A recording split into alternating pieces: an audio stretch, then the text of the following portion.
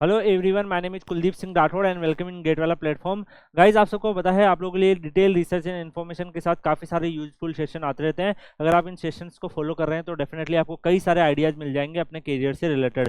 Guys, आप में से काफ़ी सारे ऐसे स्टूडेंट्स होंगे जो आईआईटी कानपुर में जाने का सोच रहे होंगे। तो इस पर्टिकुलर वीडियो में हम मिनिमम गेट स्कोर जो रिक्वायर्ड होगा आईआईटी कानपुर के लिए और क्या प्लेसमेंट रहता है आईआईटी कानपुर में एमटेक के बच्चों का, तो वो सब आज हम डिस्कस करने वाले हैं। काफ़ी ज़्यादा डाटा आपको मिलने वाला है और बहुत सारी इन्फॉर्मेशन आपको मिलने वाली है। तो गाइस, आप में से काफी सारे बच्चे ऐसे होंगे ना जिन्होंने आईआईटी कानपुर में अप्लाई किया होगा या फिर आईआईटी कानपुर में फ्यूचर में गेट लिखकर अप्लाई करने वाले होंगे। उन सबके स्टूडेंट्स के डाउट्स आज हम यहाँ पर इस सेशन में क्लियर कर देंगे। तो गाइस, यहाँ पर अगर हम देखें तो आईआईटी कानपुर जो है आप सबको पता ही है ओल्ड आईआईटीज की कैटेगरी में आता है और काफी ज्यादा अच्छा इंस्टीट्यूट है और काफी ज्यादा यहाँ पर प्लेसमेंट वगैरह के सीन भी अच्छे रहते हैं। हाँ, एकेडमिकली अगर हम देखें तो थोड़ा सा वर्कलोड रहता है, लेकिन अगर हम देखें ओवरऑल टॉप आईआईटीज की कैटेगरी में यहाँ पर ये आता है। अगर हम डिफरेंट एमटेक के स्पेशलाइजेशन के हिसाब से अगर हम देखें गाइस, तो जो मैकेनिकल इंजीनियरिंग की यहाँ पर गेट कट ऑफ रही थी उसको अगर आप देखोगे जो डिफरेंट प्रोग्राम है, जैसे एफटीएस यहाँ पे जो लिखा हुआ है उसका मतलब है fluid and thermal science.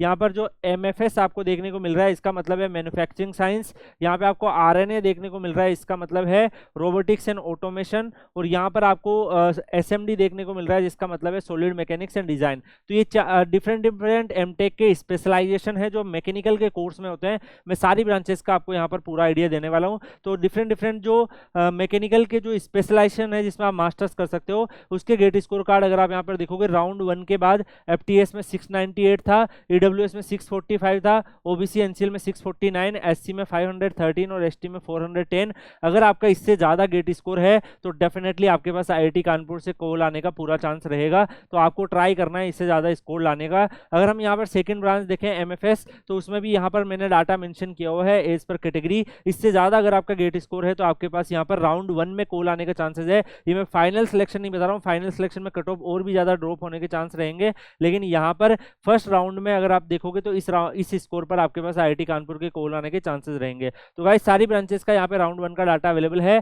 Round 2 का अगर आप यहाँ पर देखोगे गाइस, तो राउंड 2 जैसे अगर हमारा कोप राउंड 1 होता है, कोप राउंड 2 होता है, जब राउंड 2 है तो उसमें जो कट ऑफ है अगर आप देखोगे पहले 698 थी जनरल की, अब 669 पर भी यहाँ पर कॉल आ गया था, ईडब्ल्यूएस में 611 पे कॉल आ गया था, ओबीसी एनसीएल में 630 पर कॉल आ गया था, एससी में 448 पे कॉल आ गया था और एसटी में 406 पे कॉल आ गया था। तो ये कट ऑफ जो है वो ड्रॉप हुई है। अगर आप देखोगे एमएफएस में भी 670 तक कॉल आ गए थे जबकि फर्स्ट राउंड में 738 था। तो अगर आपने आईआईटी कानपुर फिल किया है तो गाइज राउंड 1 में मे भी आपके पास ऑफर नहीं आया और किसी और आईआईटी का आ जाए, न्यू आईआईटी का आ जाए, तो आप लोग राउंड 2 का वेट कर सकते हो सकता है राउंड 2 में आपके पास कॉल आने का चांसेस रहेगा। तो गाइज, इसी तरीके से यहाँ पर अगर आप देखेंगे राउंड 3 जो है, राउंड 3 में कट ऑफ और ड्रॉप हुई है। यहाँ पर एफटीएस में 668, एमएफएस में 670, कुछ की सेम है कुछ की ड्रॉप हुई है।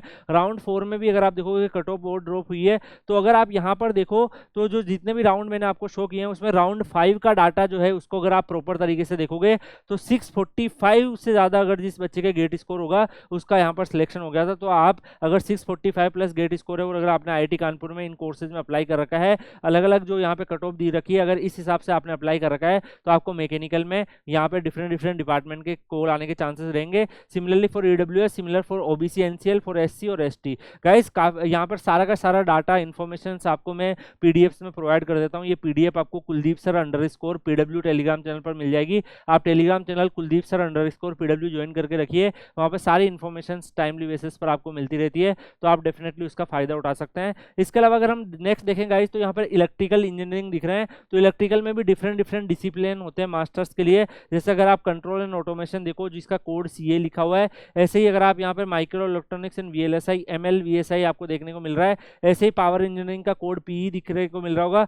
ऐसे आरएफ आपको देखने को मिल रहा है, RF and microwave, signal processing and communication and networking का एसपीएसओएम। तो सारे आपको पेपर कोड देखने को मिल रहे हैं। अगर आप राउंड 1 के हिसाब से कट ऑफ देखो तो सारे डाटा यहाँ पर मेंशन किए हुए हैं। तो अगर आपका इससे ज्यादा गेट स्कोर है तो डेफिनेटली आईआईटी कानपुर से आपके पास कॉल आ जाएगा। अगर आप फ्यूचर में गेट लिखने वाले हैं तो डेफिनेटली गाइस ट्राई करना है कि इससे ज्यादा गेट स्कोर आए, जिससे आपके पास टॉप आईआईटीज का ऑफर आने का चांसेस रहे। सिमिलरली राउंड 2 का अगर आप देखोगे कट ऑफ जो है वो थोड़ी ड्रॉप होती है, क्योंकि राउंड 1 में कई सारे बच्चे जो है वो एक ऑफर को वहां पर रिटेन करते हैं। बाकी जो मान लो उनके पास आईआईटी कानपुर का भी आया और आईआईटी दिल्ली का आया तो आईआईटी दिल्ली को रिटेन कर लिया, तो आईआईटी कानपुर का फ्री कर देंगे, तो वो अगले राउंड में उससे कम स्कोर वाले बच्चों को वो ऑफर पहुंच जाएगा। अगर उन्होंने अप्लाई कर रखा है तो डेफिनेटली इस हिसाब से राउंड 2 में कट ऑफ जो है और ड्रॉप होगी। राउंड 3 में अगर आप देखोगे इलेक्ट्रिकल में तो कट ऑफ और ड्रॉप हुई है। तो यहाँ पर अगर आप देखो गाइस तो जो भी यहाँ पर इलेक्ट्रिकल के बच्चे हैं उनके लिए भी यहाँ पर डिटेल मेंशन है। तो आप इस हिसाब से राउंड 3 के हिसाब से आप आइडिया लगा सकते हैं कि ऑलमोस्ट किस रेंज में आपको गेट स्कोर रिक्वायर्ड है। अगर आपका इससे ज़्यादा है तो डेफिनेटली आईआईटी कानपुर से कॉल आने का चांसेस रहेगा।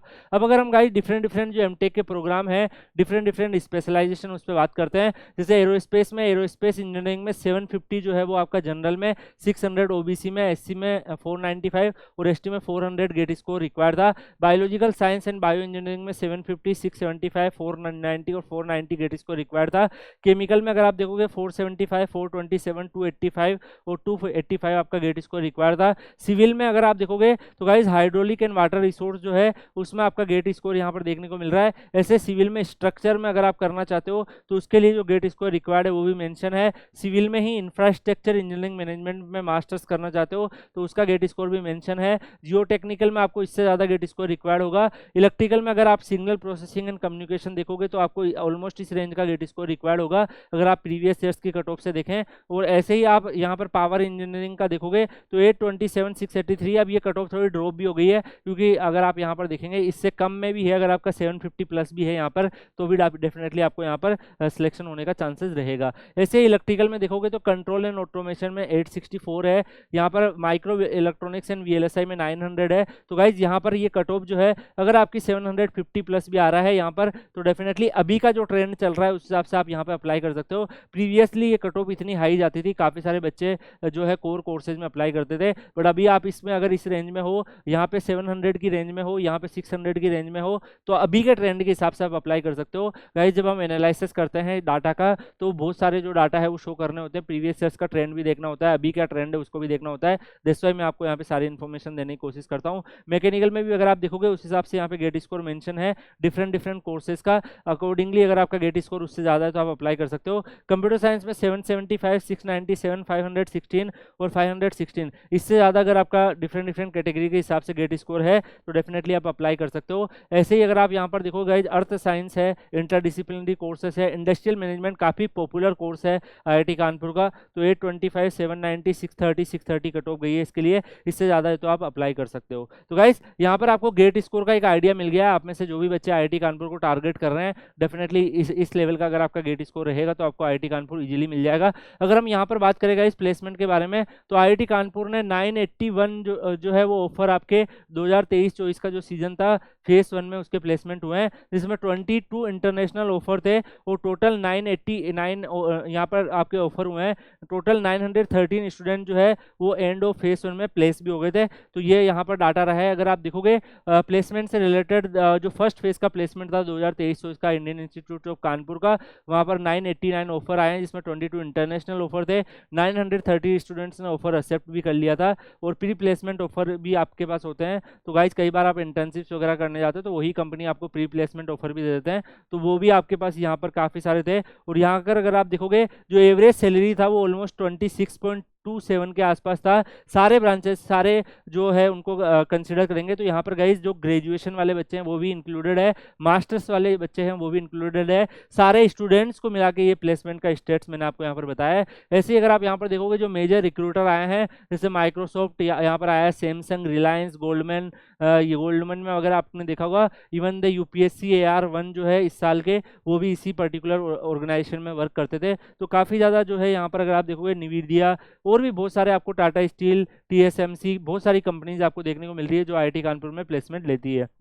अगर आप यहाँ पर देखो गाइज प्लेसमेंट के स्टेट्स अगर हम डिफरेंट कोर्सेज के हिसाब से बात करें तो जो एमटेक के बच्चे हैं उनमें 86% बच्चों का प्लेसमेंट हो गया था, पीएचडी में 100% बच्चों का प्लेसमेंट था और कई बच्चे जो एमएस रिसर्च में जाते हैं उनमें भी 86% बच्चों का प्लेसमेंट था। तो गाइज प्लेसमेंट अगर आप देखोगे परसेंटेज प्लेसमेंट का सही है। ऐसे ही अगर आप डिफरेंट डिपार्टमेंट वाइज भी अगर आप देखोगे गाइज तो जहाँ पर जैसे इलेक्ट्रिकल डिपार्टमेंट आपको देखने को मिल रहा है, मैनेजमेंट का department, mechanical department, material science का डिपार्टमेंट, यहाँ पे सिविल आपको देखने को मिल रहा है, ठीक है, कंप्यूटर साइंस देखने को मिल रहा है। तो जितने भी डिपार्टमेंट से उनके परसेंटेज मेंशन है, अगर आप देखोगे तो 95 85 ऐसे प्लेसमेंट गए हैं, 80% से अबाउ ही आपको मैक्सिमम प्लेसमेंट देखने को मिल रहे हैं। तो प्लेसमेंट काफ़ी सारे बच्चों के होते हैं। अगर आप यहाँ पर देखो गाइस, प्लेसमेंट जो डिफरेंट डिफरेंट सेक्टर्स होते हैं, तो सॉफ्टवेयर सेक्टर में, नॉन कोड सेक्टर में, डिजाइन सेक्टर में, कोड सेक्टर में, कोडिंग सेक्टर में, एनालिटिक्स सेक्टर में, तो कई सारे डिफरेंट डिफरेंट सेक्टर्स में अगर आप देखोगे यहाँ पर प्लेसमेंट होते हैं। अगर आप यहाँ पर बात करें गाइज आईआईटी कानपुर में, अगर आप एमटेक के बच्चों का, तो एवरेज जो आपको दिखेगा वो मैक्सिमम जो बच्चे आपको दिखेंगे प्लेसमेंट, उनका जो रेंज रहेगा वो आपका 10 से लेके 18 एलपीए के बीच में आपको मैक्सिमम बच्चे दिखेंगे। इसके अलावा अगर आप देखोगे हाईएस्ट जो है 30 से अबाउ भी चला जाता है, 45 तक, 46 तक, इस रेंज में भी चला जाता है। तो डिपेंड करता है हर साल कितना जाता है, इस हिसाब से आपको रेंज में हाईएस्ट प्लेसमेंट दिख जाता है। एवरेज आपको, मीडियन एवरेज इस रेंज में आपको दिख जाते हैं। और अगर आप देखो मिनिमम आपको 5-6 एलपीए के आसपास आपको एमटेक में प्लेसमेंट मिल जाता है। तो गाइज अच्छी अपॉर्चुनिटी है। इसके अलावा अगर आप मेजर रिक्रूटर्स देखेंगे, जो मेजर कंपनीज आती है पास्ट रिक्रूटर्स के हिसाब से, तो इवन यहाँ पर गवर्नमेंट ऑर्गेनाइजेशन जैसे ओएनजीसी वगैरह आपको देख रहे हैं, बीएमडब्ल्यू, एलएनटी, ऐसे बहुत सारी, इंडियन ऑयल भी आपको देखने को मिल रहा है, मास्टर्स कार्ड, नेशनल इंस्ट्रूमेंट, बहुत सारी कंपनीज आपको देखने को मिल रही है जो यहाँ पर हर साल प्लेसमेंट लेती है। तो गाइज यहाँ पर अगर आप आईआईटी कानपुर में पहुँचते हो तो इन कंपनीज में, एमएनसीज में काम करने का आपके पास मौका रहेगा। तो डेफिनेटली आईआईटी कानपुर को आप लोग टारगेट कर सकते हो। इसी के साथ जो है अगर आप गाइज, आपको इस वीडियो में मैंने काफ़ी सारी इन्फॉर्मेशन प्रोवाइड करी है, आप लोग Kuldeep sir _PW Telegram channel Telegram पे सर्च करके ज्वाइन कर लीजिएगा। एक स्ट्रॉन्ग स्टूडेंट कम्युनिटी है जिसमें कई सारे student past year IIT Kanpur को ज्वाइन किया है। आपको वहाँ से उनसे भी गाइडेंस मिल जाएगा, आप मुझसे भी गाइडेंस ले सकते हैं। बाकी ये पीडीएफ भी मैं Kuldeep sir _PW Telegram channel पर डाल दूंगा। कि आप चाहते हो ऐसे और भी डाटा एनालिसिस करें हम, जो आपके करियर के लिए यूजफुल हो सकते हैं, तो कमेंट सेक्शन में बताइएगा। डेफिनेटली मैं ऐसे और भी डाटा एनालिसिस आप लोगों के लाने की कोशिश करूंगा। इसी के साथ इस वीडियो को यहीं पे एंड करते हैं, मिलते हैं नेक्स्ट वीडियो में किसी और अपडेट के साथ। तब तक के लिए goodbye, take care, see you.